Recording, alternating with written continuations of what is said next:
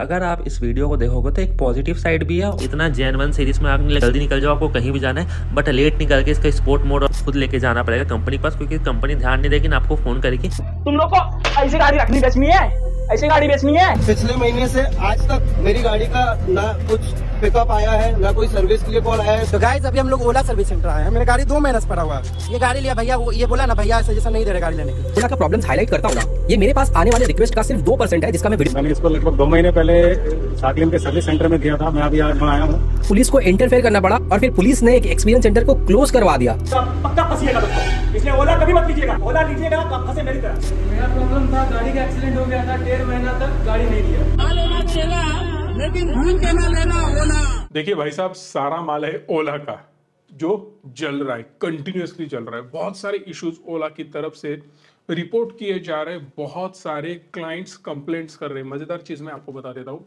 Almost 80,000 per month complaint ओला bikes के आ रहे हैं। बहुत ज्यादा कंप्लेंट चल रही है। एक्चुअली ओला का क्या हो सकता है, स्टॉक की तरफ रुक करो तो कंसिस्टेंटली स्टॉक गिरता हुआ नजर आ रहा था। जैसे वो लिस्ट हुआ, रॉकेट बन चुका था, 115% के गेन लोगों को मिल रहे थे, फिर वहां से सीधा ये ड्रॉप होता हुआ नजर आ रहा है। स्टॉक अभी ट्रेड कर रहा है ऑलमोस्ट 110 के ऊपर, फिर भी ये नीचे जाने की संभावना बहुत ज्यादा बना रहा है। उसके पीछे रीजन क्या है ये मैं आपको बताना चाहता हूं।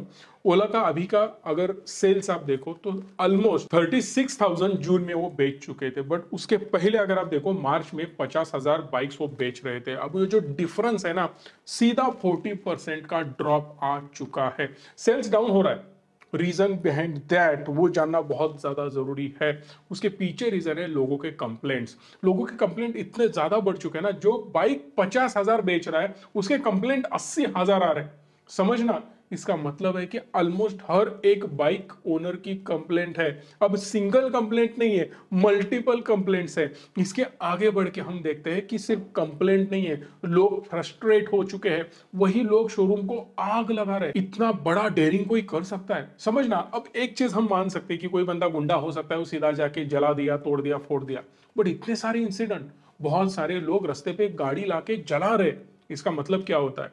लोगों के मन में फ्रस्ट्रेशन है क्योंकि वो सर्विस नहीं मिल रही। एक मजेदार चीज मैं आपको बता देता हूं, बीच में कंपनी की तरफ से स्टेटमेंट आया था, प्रमोटर की तरफ से स्टेटमेंट आया था कि हम इतने लेवल पे एक्सपांड करने वाले, जिसके पास छोटा मोटा गाला भी है ना उसमें भी वो बेच सकता है। मतलब एक छोटी जगह पे कोई बिजनेस कर रहा है उसको भी आप दे दोगे। कोई दुकानदार को बोल दो कि तुम गाड़ियां बेचो, इतना आसान नहीं है।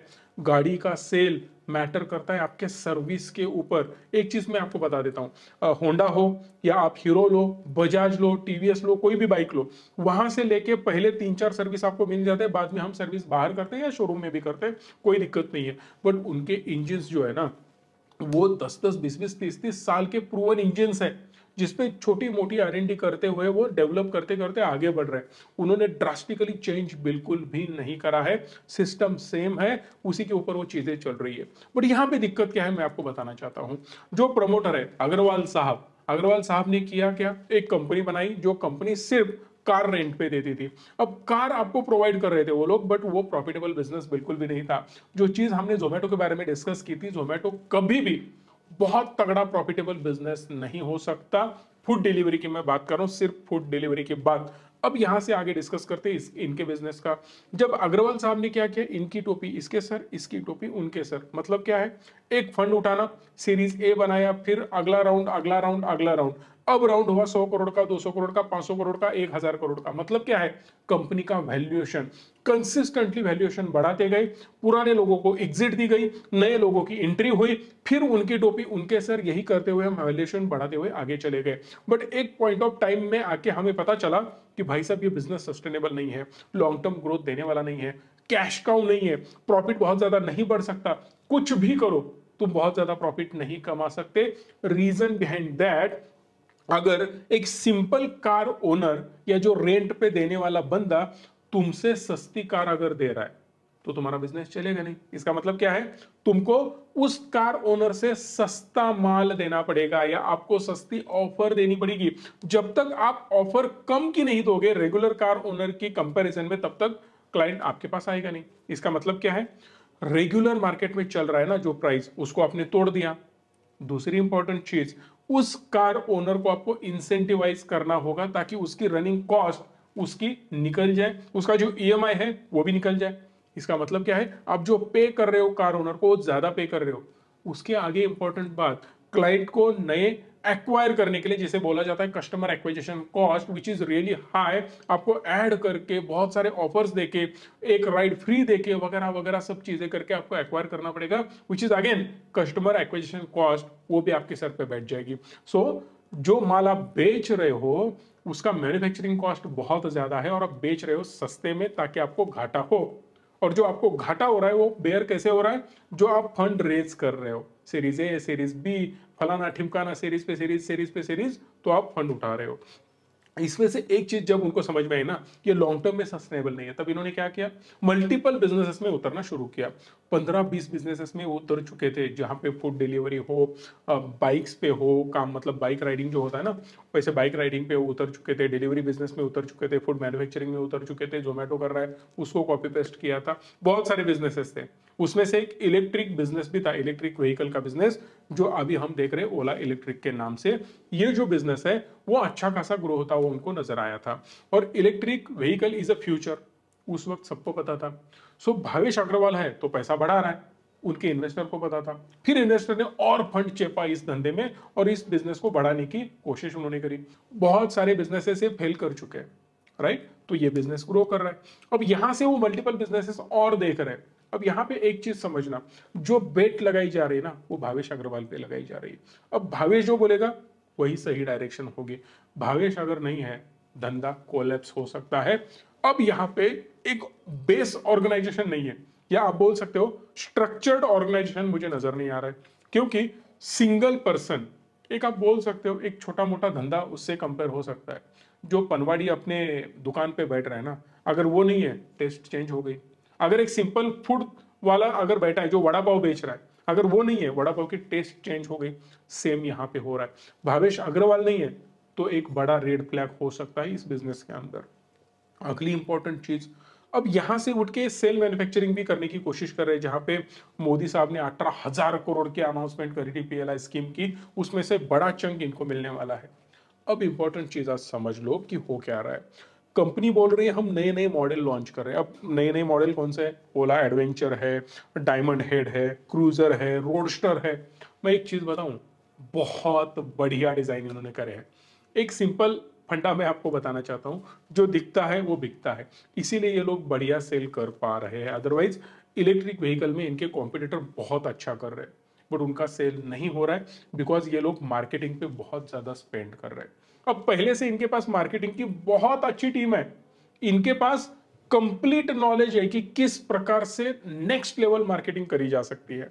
अब ये मार्केटिंग में एक्सपर्ट है, जैसे जोमेटो वाले हैं, इसीलिए तो धंधा बढ़ रहा है, ये भी मार्केटिंग में एक्सपर्ट है।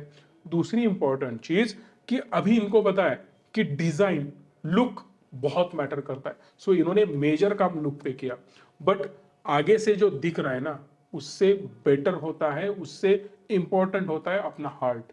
हम बोलते हैं ना आदमी अंदर से अच्छा होना चाहिए, बाहर से नहीं। सो ये लोग बाहर से काम कर रहे हैं, अंदर से इतना ज्यादा नहीं कर रहे। फिलहाल इन्होंने बोला है कि मेजरली वो पैसा स्पेंड करेंगे इनके R&D के ऊपर, बट फिलहाल अभी जब अगर आप देखोगे तो समझ में आ रहा है कि R&D उतना अच्छा खासा काम नहीं कर रहा है। फिर से आते हैं अग्रवाल साहब के पास। अग्रवाल साहब के पास इसकी एक्सपर्टीज नहीं है, वो क्या करेंगे, टैलेंट हायर करेंगे। टैलेंट हायर कर रहे हैं, बहुत तगड़े टारगेट्स दे रहे हैं। अगर इनके पुराने टॉप मैनेजमेंट के इंटरव्यूज देखो, उनके स्टेटमेंट देखो, तो आपको पता चलेगा कि इतने टाइम में ये चीज चाहिए, मतलब चाहिए, तू कैसे भी कर, मुझे कोई लेना देना नहीं है, मुझे ये काम पूरा हुआ देखना है। आई डोंट केयर तुम सफर कर रहे हो, कैसे कर रहे हो, ये पॉसिबल है नहीं है, रियलिस्टिक है नहीं है, मैंने टारगेट दिया है वो पूरा होना चाहिए। ऐसे बोल बोल के करंट डेडलाइन दिए थे इनको, मतलब 1 महीने में ये होना चाहिए, 2 महीने में ये होना चाहिए। इससे आगे वाली चीज मैं आपको बताता हूं, दुनिया की सबसे बड़ी इलेक्ट्रिक व्हीकल मैन्युफैक्चरर ये लोग हैं, मतलब 10 मिलियन कार ये बना सकते हैं पर ईयर, इतनी बड़ी इंस्टॉल्ड कैपेसिटी है इनके पास। इसका मतलब बहुत बड़ा ब्रांड अब ये बन चुके हैं, बट फंडामेंटली स्ट्रॉन्ग बिल्कुल भी नहीं है। इनके पास प्रूवन टेक्नोलॉजी नहीं है, जो भी है क्रैश से बनाया जा रहा है। इसका मतलब आगे जाके वो सस्टेनेबल नहीं है। जो भी कार बाइक बनाते हैं उनका एक सिंपल मॉडल रहता है। अगर आपने देखा होगा बहुत सारी कार रैप्ड होती है, बहुत सारी कार आपको अंदर से नहीं दिखती है, बाहर से कंप्लीट रैप करी जाती है, अंदर से भी कुछ चीजें रैप करी जाती है, उनकी टेस्टिंग चलती रहती है। जो भी नए मॉडल लॉन्च होते हैं उनके लाखों किलोमीटर चला के टेस्टिंग करी जाती है, फिर उनको अप्रूव किया जाता है, फिर R&D होती है, फिर कुछ चेंजेस होते हैं, फिर वो मॉडल आपके लिए रेडी होता है। बट यहाँ पे अगर आप देखो तो 80,000 complete, which is really huge. इसीलिए जो भी बेट लगाई जा रही है भावेश अग्रवाल के ऊपर लगाए जा रहे हैं।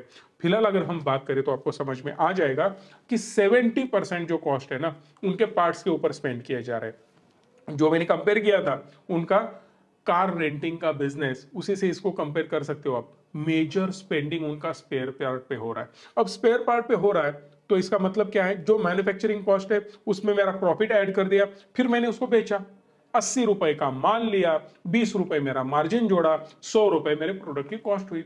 मगर मैंने वही प्रोडक्ट 60 रुपए में बेचना शुरू किया, क्या होगा, एक तो मेरे लोगों की सैलरी मेरे सर पे बैठ जाएगी, ऊपर की कॉस्ट, और जो मैंने मटेरियल लाया उससे भी कम दाम में मैं बेच रहा हूं।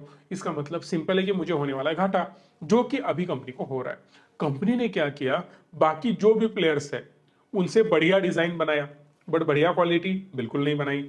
अब हो रहा है कि जो कॉम्पिटिटर है वो एक्स्ट्रा प्राइस में बेच रहे हैं। सपोज वो लोग बेच रहे हैं 1,50,000 में, ये बंदा बेच रहा है 1 लाख रुपए में।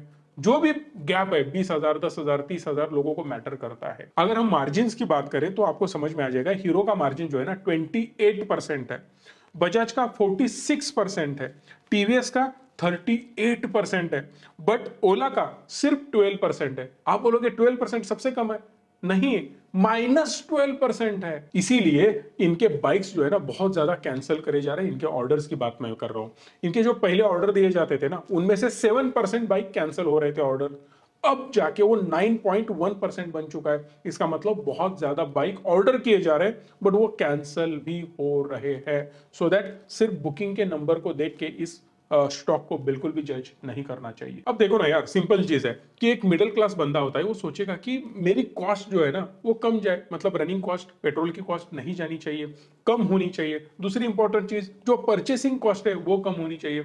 1,000, 2,000, 3,000 भी मैटर करता है एक मिडिल क्लास इंसान के लिए, आप और हमारे जैसे इंसान के लिए। सो हम क्या सोचेंगे, सस्ता माल मिले। सो बाइक अगर मुझे सस्ती मिल रही है, बहुत ज्यादा लुक्रेटिव मिल रही है, बहुत ज्यादा ऐड हो रही है, बहुत ज्यादा सेल हो रहा है, तो मैं बाय कर लूंगा। इसी वजह से लोग परचेस कर रहे हैं और बाद में जाके फंस रहे हैं। उनको पता चल रहा है कि भाई साहब इतने प्रॉब्लम्स है इसमें कि स्टार्ट होने में भी दिक्कत है, इनका सॉफ्टवेयर इतना हैंग हो जाता है, मोबाइल से कनेक्टेड वगैरह है, स्टार्ट होने में भी दिक्कत आती है, स्क्रीन कई बार बंद पड़ जाती है, बहुत ज्यादा टेक्नोलॉजी घुसेड़ दी है। इसका मतलब है कि आगे जाके ये सस्टेनेबल नहीं है, लॉन्ग टर्म के लिए ड्यूरेबल नहीं है। और एक इंपॉर्टेंट मसला मैं इसमें बताना चाहता हूं कि जब 3, 4, 5 साल हो जाएंगे ना, बैटरी खराब हो जाएगी ना, सीधा गाड़ी स्क्रैप करनी पड़ेगी, क्योंकि उनके बैटरी का और सेल का इतना ज्यादा कॉस्ट होगा कि उससे बढ़िया है नई बाइक आ जाएगी।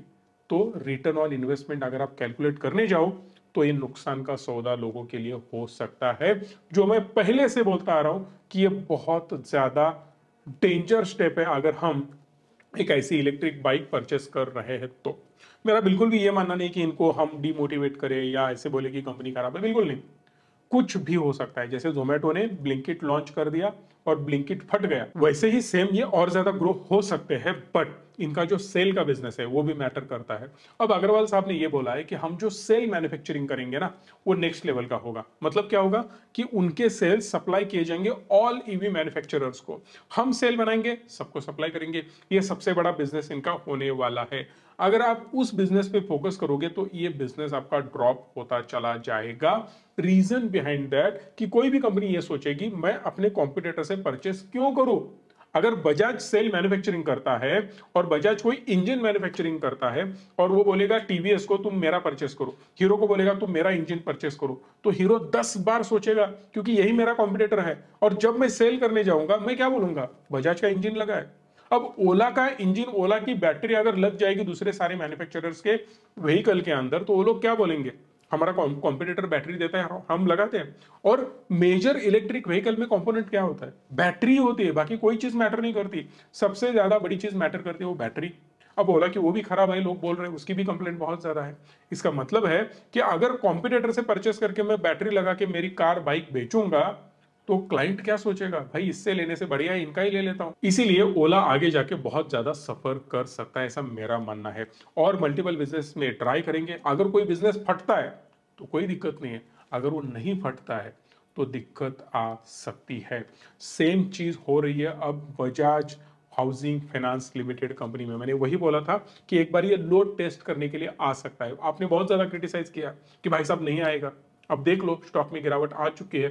स्टॉप लॉस भी हमने डिस्कस किया था। सेम चीज नाइका में हुई, सेम चीज हेरिटेज फूड में हो रही है, और सेम चीज अब ओला इलेक्ट्रिक में भी हो रही है।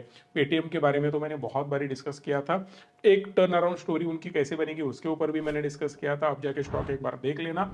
उसके साथ साथ ओला इलेक्ट्रिक, अगर आपको लगता है कि प्रमोटर कन्विंस्ड है, आपको वो कन्विंस कर पा रहा है कि स्टॉक बाय करो, तभी इसमें आपको जाना है। दूसरी कोई भी चीज मुझे नहीं लग रही है कि इस स्टॉक को और ज्यादा अट्रैक्टिव बनाए। ना फंडामेंटल मुझे स्ट्रांग लग रहा है, ना प्रोडक्ट मुझे दमदार लग रहा है, ना मुझे कन्विक्शन आ रहा है प्रमोटर के ऊपर। अगर आपको आ रहा है तो आप इसके ऊपर सोच सकते हो, बट मेरे हिसाब से 100% रेड फ्लैग है। आपको क्या लगता है मुझे कमेंट बॉक्स में बताना, और वीडियो को लाइक शेयर करके चैनल को सब्सक्राइब भी करना। धन्यवाद। Stay tune and stay positive.